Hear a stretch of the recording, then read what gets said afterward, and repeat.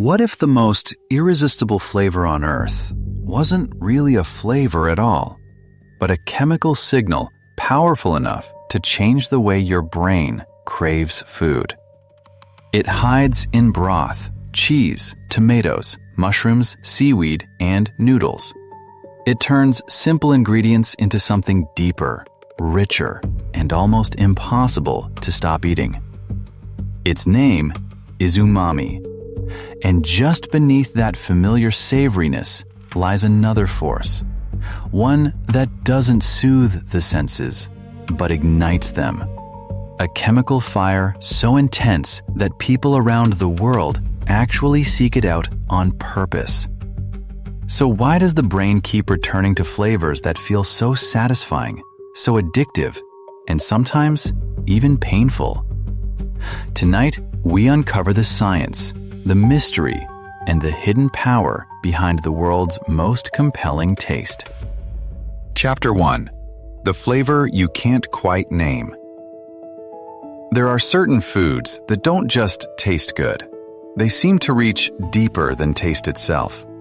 A warm bowl of soup, a slice of aged cheese, a spoonful of miso, a perfectly roasted tomato. These foods have a quality that is hard to describe, yet instantly recognizable. They feel full-bodied, rounded, and strangely complete. That sensation has a name: umami. For much of history, people struggled to explain this flavor. Sweet was easy. Sour was obvious.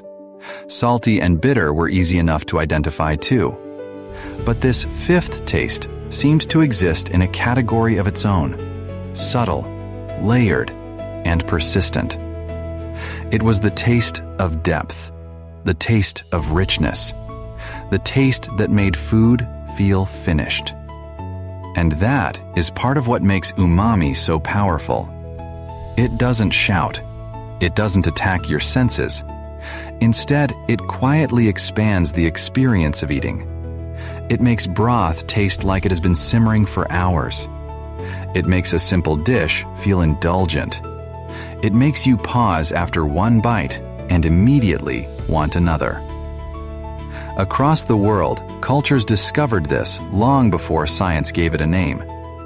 They fermented, aged, reduced, and cooked ingredients slowly, creating foods that naturally concentrated this savory effect. Soy sauce, fish sauce, Parmesan cheese, dried mushrooms, seaweed, cured meats. All of them carry the same invisible message to the brain. This food is rich, rewarding, and worth paying attention to. Umami is not just a taste. It is a signal that food is deeply satisfying. And once your brain learns to recognize it, it never really forgets.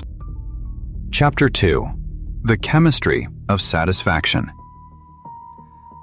So what is umami, really? At its core, umami is tied to glutamate, a naturally occurring compound found in many foods.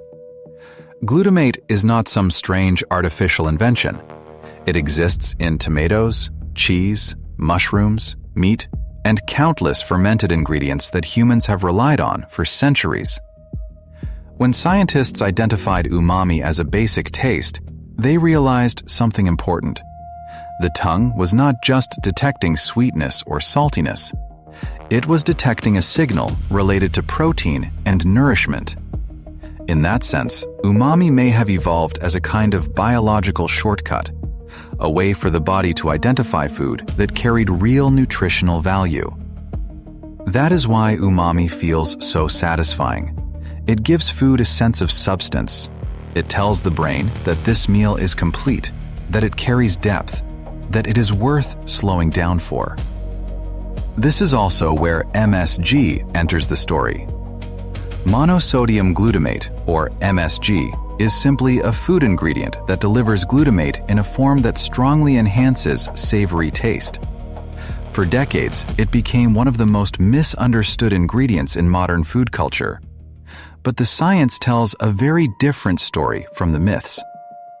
MSG is used around the world because it makes food taste fuller, rounder, and more satisfying. Not because it creates something unnatural, but because it amplifies a flavor already found in food itself. That is the real secret of umami.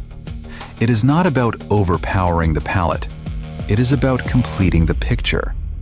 The brain hears that message loud and clear, and once it does, the experience of eating changes. A plain dish becomes layered. A simple broth becomes memorable. A meal becomes something the mind wants to return to. And that is where chemistry starts to become craving. Chapter 3. Why the Brain Wants More. Food is never just about flavor. It is about memory, survival, and reward. When the brain encounters a deeply savory dish, it does more than register taste. It evaluates the experience. It decides whether this food feels nourishing, satisfying, and worth repeating. That is one reason umami can feel so powerful. It doesn't just please the tongue, it speaks to the brain's reward system. For ancient humans, this made sense. Foods rich in amino acids and protein could mean strength, energy, and survival. The ability to recognize those foods quickly would have offered a real advantage. Umami may have helped the body identify meals that were more valuable than others. But in the modern world, that same instinct has taken on a new life. Today, food scientists, chefs, and brands understand how to build flavor in ways that keep people eating. A dish can be made more craveable by layering umami-rich ingredients, balancing salt with savoriness, and deepening aroma and texture. What once helped humans survive now helps restaurants and food companies design unforgettable eating experiences. And this is where the idea of addiction becomes emotionally powerful, even if not medically precise. We may not be addicted to umami in the clinical sense, but we are absolutely drawn to it. We notice it. We remember it. We seek it out. It gives food a kind of magnetic pull that is hard to ignore. That is why a simple bowl of ramen can feel so comforting. Why a cheeseburger can taste more satisfying than its ingredients suggest. Why a slow-cooked stew can feel like the definition of home. Umami is a flavor that rewards attention. And the more the brain experiences that reward, the more it begins to expect it again. Chapter 4. The Burn That People Chase. But umami is only one side of the story, because there is another chemical sensation that people around the world chase with almost the same intensity, even though it doesn't taste rich, smooth, or comforting at first. It burns. That burn comes from capsaicin, the compound found in chili peppers. And unlike umami, capsaicin does not create a taste in the traditional sense. Instead, it activates pain receptors in the mouth and body, specifically the TRPV1 receptor, which normally responds to heat and damage. In other words, your brain thinks your mouth is being burned. And yet, that is exactly why many people love it. The experience of spice is a perfect paradox. It begins as pain, but for many people, it quickly becomes thrill. The body reacts with sweat, flushed skin, and rapid breathing. The brain interprets the sensation as intense and urgent. But because the food is safe, the experience becomes a kind of controlled danger, a sensation people can survive, then pursue again. Over time, repeated exposure can make the burn feel more manageable. The body adapts. The tongue toughens. The brain learns that the fire is temporary. And in that gap between pain and safety, pleasure begins to form. That is why spicy food has such cultural power. It is not just about flavor. It is about challenge. It is about intensity. It is about proving that the body can handle the heat. And in a strange way, That makes spice emotionally similar to umami. Both create a strong sensory reward. Both can shape cravings. Both leave a mark on memory. But one comforts the nervous system and the other provokes it. Together, they reveal a powerful truth. Food doesn't just nourish us, it stimulates us. Chapter 5. The Global Language of Craving. Around the world, humans learned to build flavor in ways that spoke directly to the body. Some cultures developed rich broths and slow-cooked sauces. Others relied on fermentation, curing, drying, and aging to intensify savory depth. Chili peppers spread across continents and became central to cuisines that wanted heat, complexity, and excitement.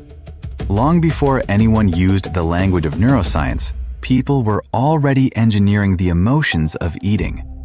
This is why umami and capsaicin matter so much in the story of food. They are not just ingredients, they are tools of experience. They help explain why certain dishes become iconic, why some flavors are unforgettable, and why entire culinary traditions become defined by the sensations they create.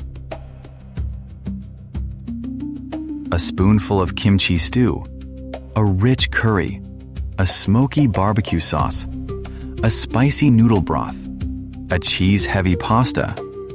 Each one uses chemistry to produce an emotional effect, and that effect is universal. No matter where people live, they respond to depth, warmth, savoriness, and intensity. These are not random preferences. They are built into the way humans perceive food. They connect culture to biology and memory to chemistry.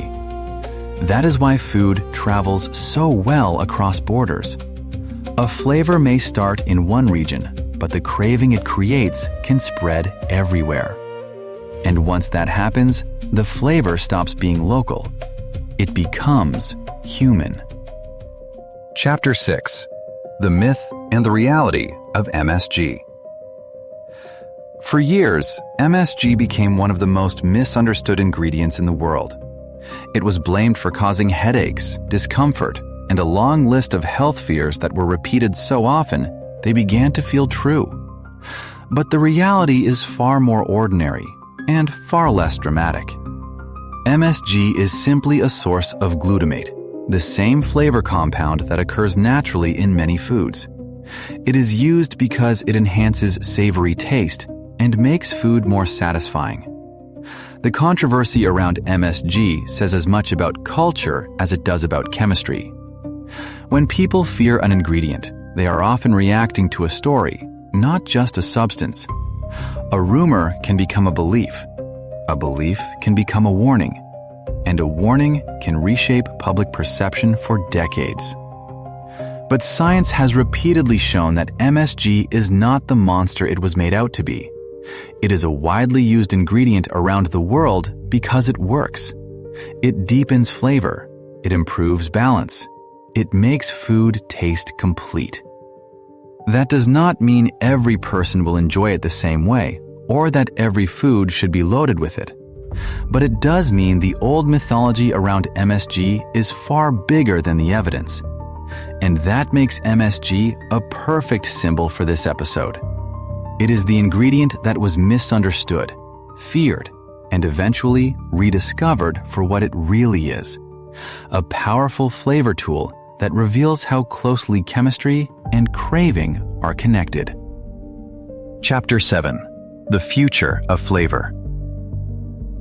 As food technology evolves, the science of flavor is becoming more precise than ever. Companies already understand that the right blend of savoriness, aroma, texture, and heat can make food feel irresistible. In the future, that power may become even more refined. Meals may be designed to trigger specific emotional responses. Flavor profiles may be engineered to maximize satisfaction. Foods may be built not just to feed us, but to keep us coming back. That raises an uncomfortable question. If flavor can influence craving so strongly, how much of our eating is really choice, and how much is chemistry? The answer is probably somewhere in between.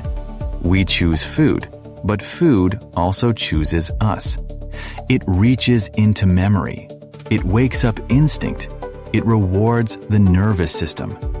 It connects us to culture, comfort, and desire. That is why flavor matters so much. It is never just sensory. It is emotional. And umami, more than almost any other taste, proves that point. It reminds us that the most powerful flavors are often the ones we do not fully notice. They are not loud. They do not demand attention.